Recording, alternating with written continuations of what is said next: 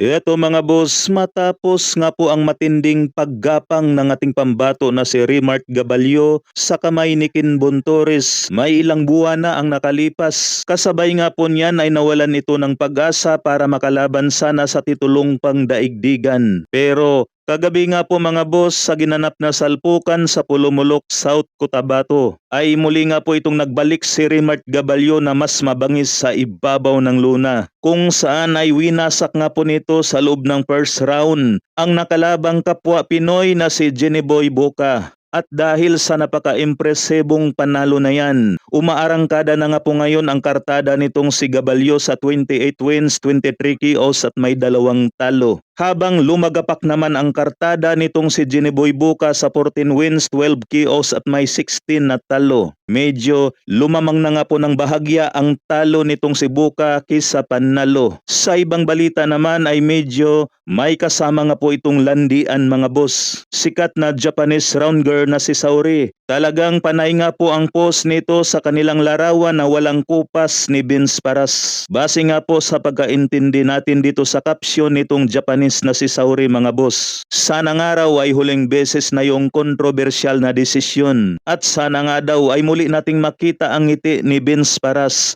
Naku ha? Na ang ibig sabihin nga po nitong Japanese round girl na si Saori mga boss, naging kontrobersyal nga raw ang desisyon noong pangalawang paghaharap nila Vince Paras at Hiroto Kyogutsi na ginanap ang kanilang salpukan sa Paradise City Hotel, South Korea. Kaya magkakaroon ng trilogy sila Paras at Hiroto Kyogutsi ngayong darating na October 13. Bali, co-main event nga po sila mga boss sa salpukang Saul Sanchez at Janariel Cuadro Alas Casimero. Sa tingin nyo rito mga boss, mukhang may tama na ba itong Japanese round girl kay Mang Kanor Jr. Kay Vince Paras pala? O baka naman sadyang pinupromote lang din talaga nitong si Saori ang laban ni Vince Paras kontra sa kanyang kababayan na si dating 2 Division World Champion Hiroto Kyogutsi. Ano sa inyong palagay mga boss?